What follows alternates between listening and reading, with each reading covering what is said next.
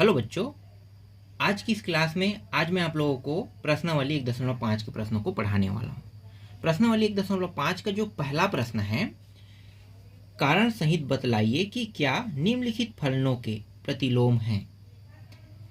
पहला जो प्रश्न है इसके अंदर दो प्रश्न दिए हुए हैं, पहला और दूसरा। बस हमें क्या बताना है कि ये प्रतिलोम है या नहीं, दोनों प्रश्न। तो इसी तरीके से हम सभी प्रश्नों को बारी बारी से हल करेंगे। तो सबसे पहले पहला प्रश्न हल कर लेते हैं और इनका सॉल्यूशन बना लेते हैं। तो ये जो पहला प्रश्न है, इनको हम सबसे पहले लिख लेते हैं कि इसमें क्या क्या दिया हुआ है। और इससे पहले मैं आप लोगों को थोड़ा सा ये बता दूं कि ये प्रतिलोम क्या होता है। प्रतिलोम जिसमें एकेकी भी हो, आच्छादक भी हो, दोनों अगर शामिल हो तो वो प्रतिलोम फलन कहलाएगा। अगर उसमें एक भी ना हो ना, एकाकी नहीं है, तो वो प्रतिलोम नहीं कहलाएगा। मतलब दोनों का होना बहुत जरूरी है। जिसमें दोनों है वही क्या कहलाएगा, प्रतिलोम फलन कहलाएगा। अब जो टॉपिक दिया हुआ है उनको यहाँ पे मैं लिख लेता हूँ। दिया है क्या हल दिया है f अनुपात 1, 2, 3, 4 और यहाँ पे 10 दिया है। इसका मतलब आपको पता है ये क्या कहना चाह रहा है। ये जो आपको फलन दिखाई दे रहा है, ठीक है, इस फलन का ये जो पहले वाला हिस्सा है ये प्रांत है। क्या है? प्रांत। और ये जो पीछे वाला जो हिस्सा है ना, जो आपको ये दिखाई दे रहा है, ये है सहप्रांत। प्रांत। अगर हम इसको प्रांत और सहप्रांत की दृष्टि से देखें तो इसका जो इमेज बनेगा वो किस तरीके से बनेगा। तो देखो, 1, 2, 3, 4 और यहां पे जो सहप्रांत है ये है 10। तो ये जो 1 है इसका इमेज 10 पे बन रहा है, 2 का इमेज भी 10 पे बन रहा है, 3 का इमेज भी 10 पे बन रहा है और 4 का इमेज भी 10 पे बन रहा है। समझ में आया? यहाँ पे आपको ये जो अवयव दिखाई दे रहा है, 1, 2, 3, 4 अवयव, इन चारों अवयव का जो इमेज है वो सहप्रांत के 10 पे बन रहा है। समझ में आ गया? यहाँ पे चार अंक दिए हुए हैं और यहाँ पे अकेला दिया हुआ है।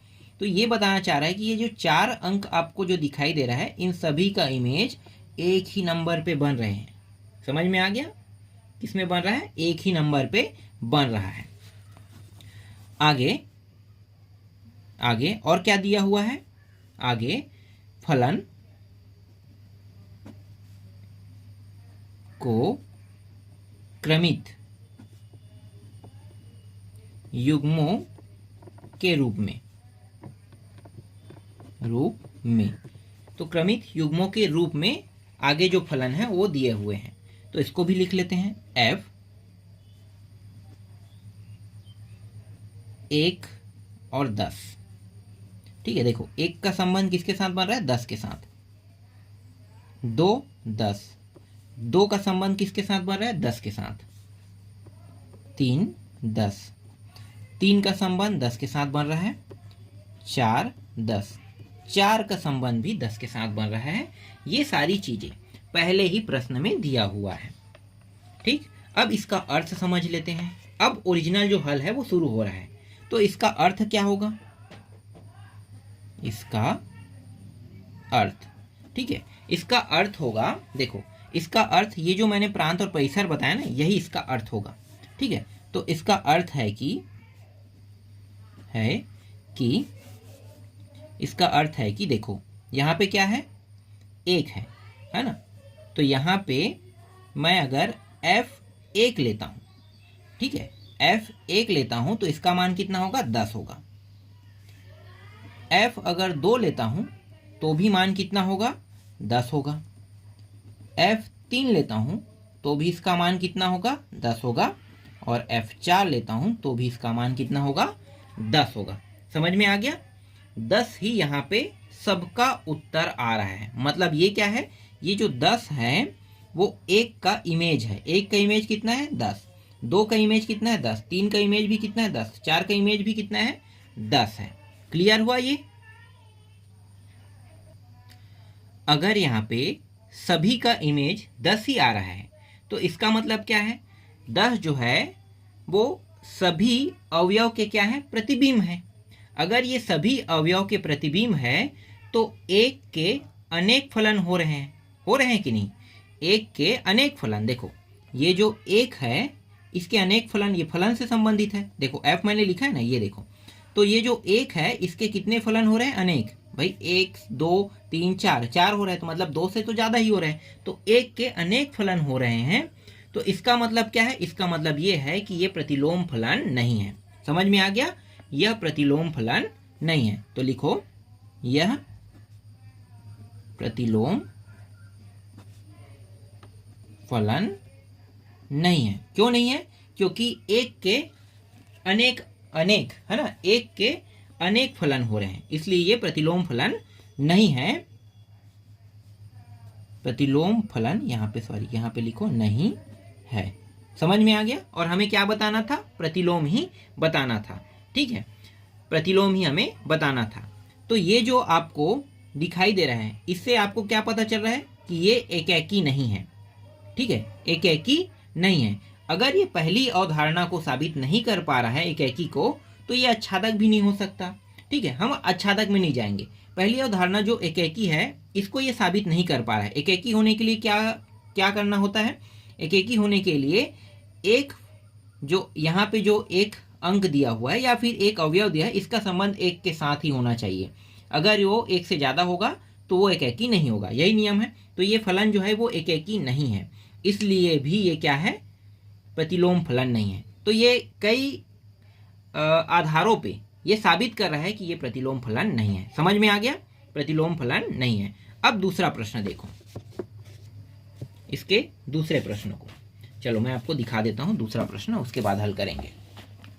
देखो यहाँ पे दिया हुआ है h 2 3 4 5 9 7 11 13 दिया है, के साथ h 2 7 3 9 4 11 5 13 दिया हुआ है। ठीक है, ये दिखाई दे रहा है? हाँ, अब दिखाई दे रहा है। ठीक है, चलो अब इसको हल करते हैं। जो दिया है पहले लिख लेते हैं। दूसरा प्रश्न दिया है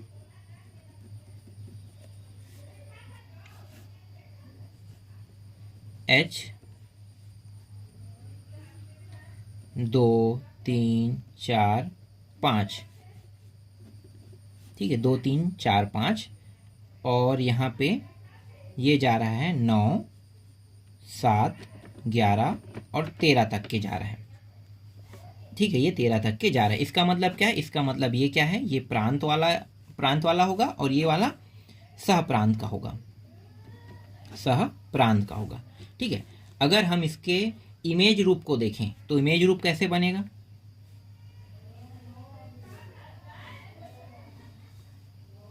इमेज रूप को देख लेते हैं। यहाँ पे 2 है, 3 है, 4 है और कितना है, 5 है। यहाँ पे 9 है, 7 है, 11 है और 13 है। ठीक है, इस तरीके से दिया हुआ है। तो 2 3 4 और 9 दिया हुआ है। और प्रश्न क्या कह रहा है, थोड़ा सा आगे और लिख लेते हैं। ठीक है, आगे फलन जो है क्रमिक रूप दिया हुआ है, तो लिखो यहाँ पे आगे फलन को क्रमित युग्मों के रूप में। तो h 2 7 दिया हुआ है और 3 ये 9 दिया हुआ है, 4 11 5 और 13 दिया हुआ है। ठीक है, तो हमें इसी तरीके से क्या करना है, इसको मिलाना है। देखो 2 को 7 के साथ मिलाओ, 3 को 9 के साथ मिलाओ, 4 को 11 के साथ मिलाओ और 5 को 13 के साथ मिलाओ। तो देखो यहाँ पे जो प्रांत और सह प्रांत दिया हुआ है ना, प्रांत और सह प्रांत दिया हुआ है। तो प्रांत के जितने भी अवयव हैं उन सब का इमेज कितने अंकों के साथ है, पहले ये देखो। तो इन सभी का इमेज 1 अंकों के साथ है, सिर्फ 1 अंक के साथ। 2 का इमेज 7 के साथ है, 3 का इमेज 9 के साथ, 4 का इमेज 11 के साथ, 5 का इमेज 13 के साथ है। तो क्या ये प्रतिलोम फलन है? बिल्कुल।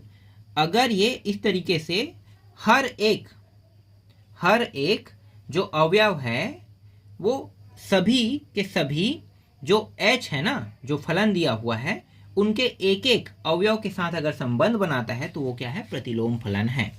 तो इसका अर्थ है, यहां पे लिखो, तो इसका अर्थ है कि ये h है ना, तो h छोटा वाला है, चलो h 2 होने पर इसका इमेज कितने में बन रहा है? 7 पे बन रहा है। h 3 होने पर इसका इमेज 9 पे बन रहा है। h 4 होने पर इसका इमेज 11 पे बन रहा है। और h 5 होने पर इमेज बन रहा है 13 पे बन रहा है।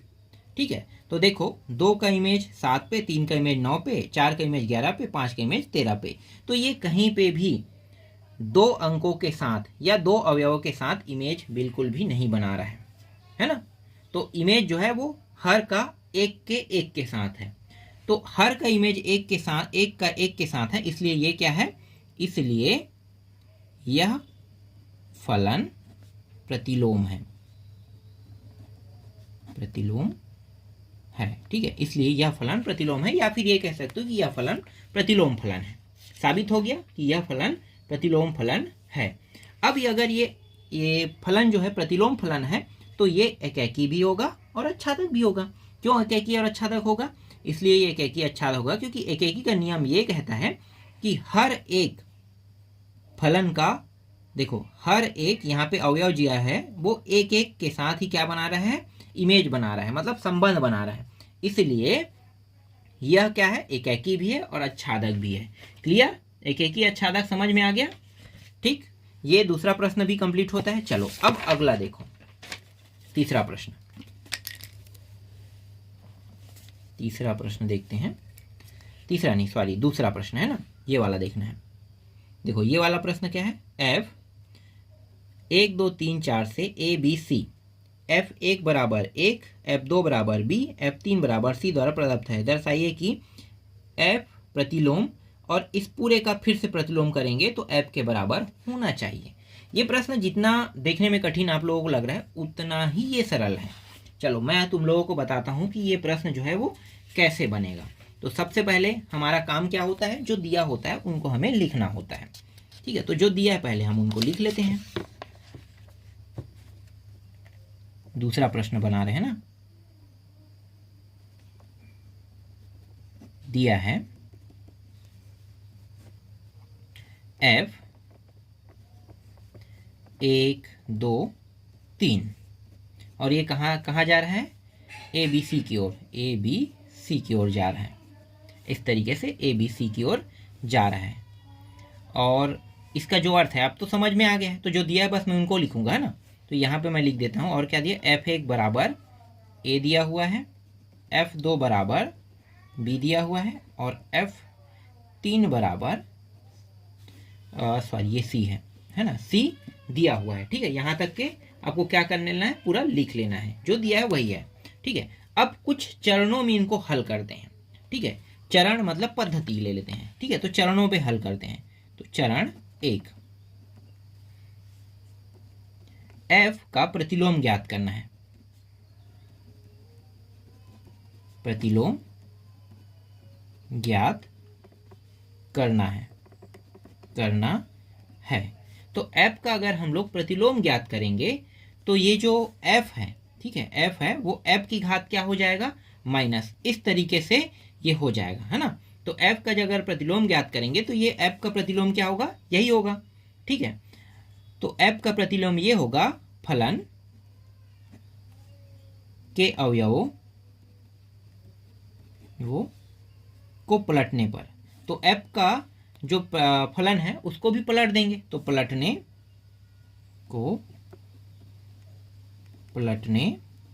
पर, है ना, पलटने पर क्या होगा? ये f की घात 1 ही होगा, है ना। चलो इसे मैं नीचे लिखता हूँ। f की घात 1 मतलब प्रतिलोम। तो यहाँ पे देखो ये जो है इसको मैंने पलट दिया। देखो ये हो रहा है कि ये क्या था? पहले प्रांत था, है ना, और ये क्या है, सहप्रांत है। तो अगर मैं प्रतिलोम लूंगा तो ये प्रांत क्या हो जाएगा, सहप्रांत, और सहप्रांत क्या हो जाए, प्रांत जो है सहप्रांत, और सहप्रांत क्या हो जाएगा, प्रांत हो जाएगा। मतलब ये सहप्रांत है तो ये प्रांत बन जाएगा, इस साइड आ जाएगा, और ये इस साइड प्रांत है, ये इस साइड आके क्या बन जाएगा, देखो समझ में आ रहा है ना, ये इस डायरेक्शन में आ जाएगा और ये इस डायरेक्शन में चला जाएगा। मतलब दोनों का डायरेक्शन क्या हो रहा है, चेंज हो रहा है। तो जब भी हम प्रतिलोम ज्ञात करेंगे तो प्रतिलोम में हमें एक दूसरे के मान को बदलना पड़ेगा। तो ए बी सी को पहले मैं लिखूंगा, अब ए बी और सी, ठीक है, इस तरीके से ए बी सी को पहले लिखेंगे और फिर 1 2 3 को लिखेंगे इस तरीके से, ठीक है, इस तरीके से बदल देंगे। तो यही क्या होगा, प्राप्त होगा, प्राप्त होगा, ठीक है। अगर इसका प्रांत और परिसर देखें, ठीक है, प्रांत और परिसर अगर हम लोग देखते हैं तो देखो ये ए हो गया, बी हो गया, सी हो गया, हुआ ना, 1 2 और 3, इस तरीके से 1 से 3 तक के। तो इसका इमेज इसके साथ, इसका इमेज इसके साथ, इसका इमेज इसके साथ बन रहा है। इसका मतलब क्या है, इसका मतलब है f की घात -1 a बराबर 1, f की घात माइनस b बराबर 2 और f की घात -1 c बराबर 3 होगा। समझ में आ गया। तो इस तरीके से अभी हमने क्या किया, f का प्रतिलोम बनाया। तो f का जब अगर प्रतिलोम बनाते हैं तो उसका जो मान होगा वो ये होगा, ठीक है। अब फिर से क्या करेंगे, ये जो f का जो प्रतिलोम था इसका और प्रतिलोम करेंगे, ठीक है। तो मतलब चरण 2 पे चलते हैं, दूसरा स्टेप पे, स्टेप 2 मतलब चरण 2, चरण 2। ये जो चरण 2 है ये f की घात -1 है ना का प्रतिलोम अब ज्ञात करेंगे, प्रतिलोम ज्ञात करना। मतलब f की घात -1 पहले से था, इसके ऊपर और -1 लग जाएगा, ठीक है। इसका मतलब तो यही होता है कि इसके ऊपर क्या लग जाना है, माइनस और लग जाना है, ठीक है। फिर अगर मैं इसको आगे बढ़ाता हूं, देखो ये हो गया, ये नीचे लिखो यार, यहाँ पे जगह कम है, f की घात -1 फिर -1 फिर अनुपात। अब देखो इसके घात का घात कर रहे हैं ना, तो ये वापस क्या हो जाएगा, नंबर जो है वो 1 2 3 हो जाएगा। देखो ना ये पीछे है तो ये अब आगे आ जाएगा, आगे वाला फिर से पीछे चला जाएगा। तो आगे वाला पीछे और पीछे वाला आगे यहाँ पे आ रहा है, ए बी और सी, इस तरीके से, ठीक है, ये प्राप्त होगा, ठीक है, इस तरीके से ये प्राप्त होगा। अब मैं इसके प्रांत और परिसर बना लेता हूँ, सॉरी सहप्रांत, परिसर तो वही होगा ना जो मान आएगा वो उसे परिसर कहते हैं।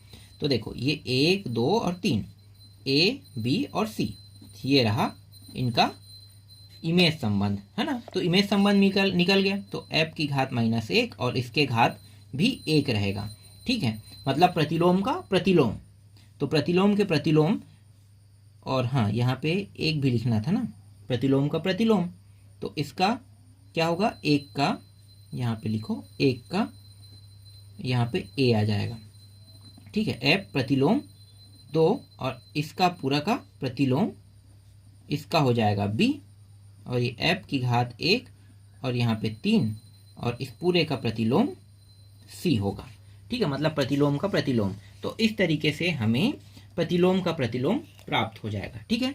तो यहाँ पे देखो हमें करना क्या, हमें निकालना क्या था, हमें निकालना था, मतलब जो ज्ञात करना था, ज्ञात क्या करना था, देखो f की घात -1 का -1 बराबर f। तो हम लोग देख लेते हैं, देखो f की घात -1 f के बराबर है कि नहीं, मतलब प्रतिलोम का प्रतिलोम बराबर f है या नहीं, ये देख लेते हैं। तो हमें क्या करना है, सबसे शुरू जाना है, देखो दिया है f का मान क्या है, 1 2 3 4 a b c, है ना। तो यहाँ पे देखो 1 2 3 4 a b c आ रहा है ना। तो यहाँ पे f का जो घात 1 है और इसका पूरे का घात 1 है, मतलब प्रतिलोम का प्रतिलोम किसके बराबर है, f के बराबर है। यह क्या होता है, सिद्ध होता है, ठीक है। यहाँ पे लिख दो सिद्ध हुआ,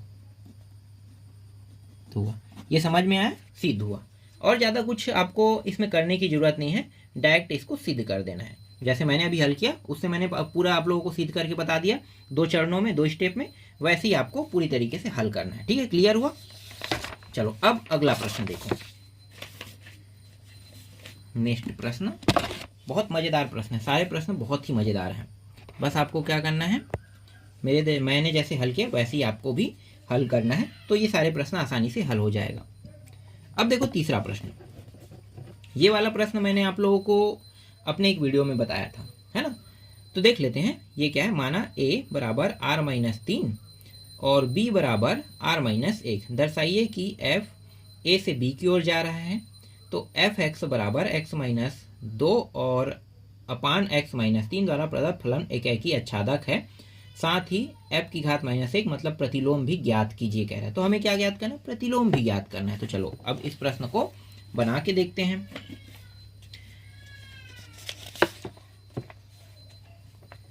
सबसे पहले यहाँ पे मैं लिखूंगा दिया है कह के, दिया है, ठीक है। ये कौन सा प्रश्न है, तीसरा प्रश्न है। और यहाँ पे x बराबर दिया हुआ है, x बराबर मतलब f(x) है ना, f(x) बराबर दिया हुआ है x-2 और x-3 दिया हुआ है। सबसे पहले हम लोग एकेकी सिद्ध करते हैं, ठीक है। एकेकी सिद्ध करेंगे क्योंकि प्रतिलोम ज्ञात करने के लिए हमें एकेकी को भी सिद्ध करना बहुत जरूरी है। तो एकेकी ज्ञात करना, ठीक है। यहाँ पे f लिख दो, ठीक है। f एकेकी ज्ञात करना। एकेकी ज्ञात करने का नियम क्या है, देखो यहाँ पे क्या है, f(x) दिया हुआ है ना। तो इसको दो भागों में बांट लेना है। दो भागों में कैसे, देखो एक भाग आपका हो गया f(x1) हो जाएगा और दूसरा है f(x2) हो जाएगा, है ना। हमेशा एकेकी का यही नियम है। तो f(x1) और f(x2), ठीक है। तो ये दो भागों में बढ़ गया। पहले वाले के लिए इसी को अगर दो भागों में बांटेंगे तो दोनों में क्या करेंगे, पहले वाले के लिए एक एक यहाँ पे लेंगे, दूसरे वाले के लिए दो दो लेंगे। तो यहाँ पे ऐसे ही करो, एक ये 2 और x1 यहाँ पे 3, फिर x2 फिर 2 फिर x2 और ये रहा 3। अब इन दोनों का तिर्या गुणा कर दो, तिर्या गुणा कर देते हैं। तो इसका गुणा इसके साथ देखो ऐसे गुणा होगा और ये ऐसे गुणा होगा। तो जब तिर्या गुणा करेंगे तो ये x की घात 1 - 2 और x की 2 घात -3, x की 2 घात -2 और x की 1 घात -3। x और x, ये x का 1 और x का 2 दोनों गुणा हो गया। फिर ये इसके साथ गुणा होगा तो -2x का 2 घात, फिर 3 इसको गुणा करेगा तो ये 3x का 1 घात और 3 दूनी +6 हो जाएगा, ठीक है। सेम ऐसे ही x1 x2, फिर ये इसके साथ गुणा होगा तो -2x1, फिर 3 गुणा करें -3x2 और फिर माइनस प्लस और ये 6 हो जाएगा। अब देखो जो सेम टू सेम रहेगा ना, दोनों पक्षों में सेम सेम दिखाई दे रहे हैं, उनको कटा दो। तो देखो x1 x2 दोनों प्लस में है ना, सेम टू सेम है, मतलब ये कट जाएगा। ये भी सेम है, देखो ये दोनों भी सेम है, तो ये दोनों भी क्या हो जाएगा, कट जाएगा, ठीक है। ये दोनों सेम सेम है तो कट जाएगा। अब बचा क्या है, जो सेम नहीं है वो बचा हुआ है ना। तो जो सेम नहीं है वो बचा है, तो उनको क्या करेंगे, x1 और x1 वाले को एक साइड और x2 वाले को एक साइड ले जाते हैं। तो देखो यहाँ पे क्या है, यहाँ पे x2 वाला है तो यहाँ पे रहने देते हैं, 2x2 को मैं यहीं पे रहने देता हूँ। तो इस साइड से मैं x2 वाले को इस साइड ले आता हूँ, तो ये +3x2 है ना, मतलब x2। तो देखो ये जैसे ही ये इस साइड से इस साइड आएगा तो इसके जो चिन्ह माइनस है वो इस साइड आके क्या हो जाएगा, प्लस हो जाएगा। सेम ऐसे यहाँ भी कर लेते हैं, 2x1 और फिर प्लस यहाँ पे क्या है 3x1, ये इस साइड से माइनस से उस साइड जाके क्या हो जाएगा, प्लस हो जाएगा।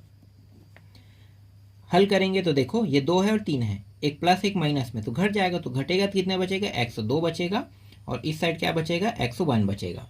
दोनों को पलट लो, पलटने पे कोई भी चिन्ह मतलब किसी का चिन्ह बदलता नहीं है, ठीक है, पलटने पर, क्योंकि ये जो प्रक्रिया है दोनों में हो रहा है।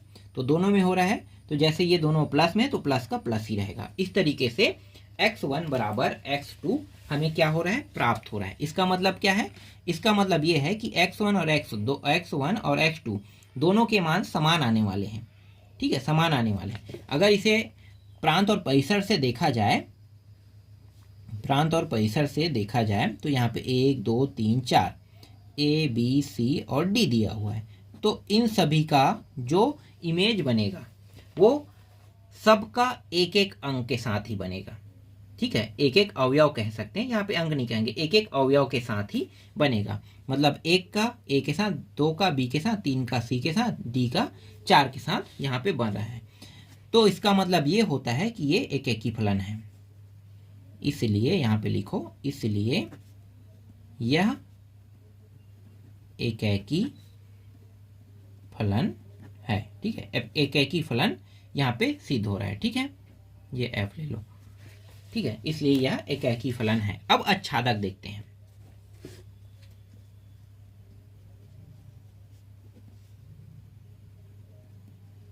आच्छादक ज्ञात करना है। आच्छादक ज्ञात करना है। तो आच्छादक ज्ञात करने के लिए हमें मानना पड़ेगा, माना y बराबर, और y बराबर होता है f(x) होता है। ठीक है, y बराबर क्या होता है, f(x). तो ये जो y है जैसा वैसा रहेगा, लेकिन f(x) का मान जो हमें प्रश्न में दिया है वहीं से हमें लेना पड़ेगा। तो f(x) का मान कितना है, x - 2 x - 3। यहाँ पे लिखो x - 2 और ये x - 3, ये हम यहाँ पे क्या करेंगे, रखेंगे। ठीक, अब तिर्या गुणा कर देते हैं, इसका गुणा इसके साथ, मतलब ये वाला इसके साथ गुणा हो जाएगा।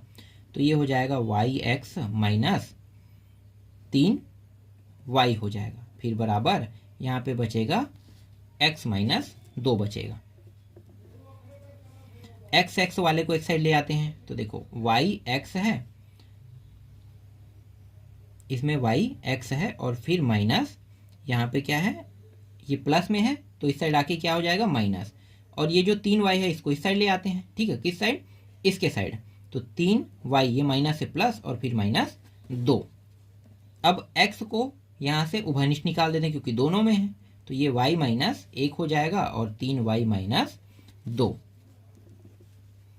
तो x को यहीं पे रहने देते हैं, 3y - 2, और इसको भेज देते हैं, ये जो 3y - 2 है तो ये गुणा के फॉर्म में है, गुणा के फॉर्म में है। तो जैसे तिर्या गुणा होके ये ऊपर को गुणा करता है, वैसे ही ऊपर जाता है, वैसे ही वो वापस कहाँ पे आ जाएगा, नीचे में। तो y - 1 यहाँ पे नीचे आ गया। ठीक है, तो x बराबर कितना प्राप्त हो रहा है, 3y - 2 अपान y - 1 हमें प्राप्त हो रहा है। अब यहाँ पे ये जो नियम है वो लागू होने वाला है। कौन सा नियम, ध्यान देना। सबसे पहले यहाँ पे मैं r, ये 3, ठीक है, ये रखने वाला हूँ। ठीक है, तो a बराबर r - 3 रखने वाला हूँ। तो a बराबर r - अगर मैं 3 रखता हूँ तो ये कहना क्या चाह रहा है, ये कहना चाह रहा है कि ये जो y है ना, ये जो यहाँ पे लिखो, चलो, ये जो y है, इस y के जगह मैं 3 नहीं रख सकता,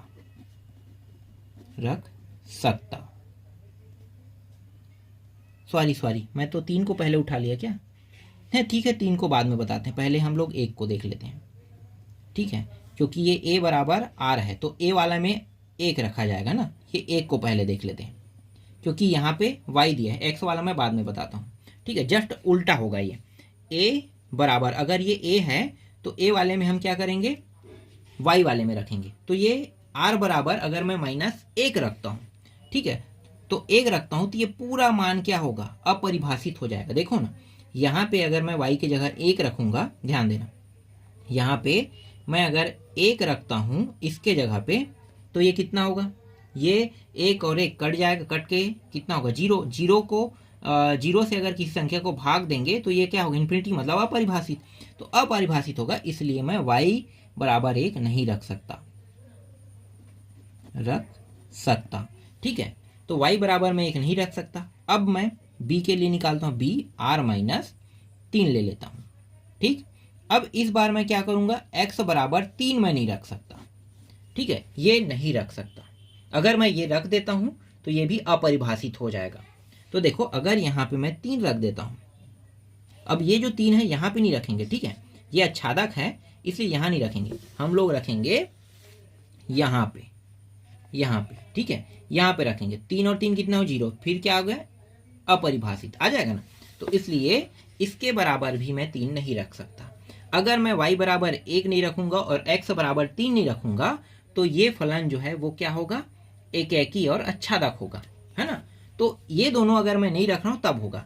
तो मैं क्या करूँगा, ये दोनों नहीं रख रहा हूँ, ठीक है, ये दोनों मैंने नहीं रखा।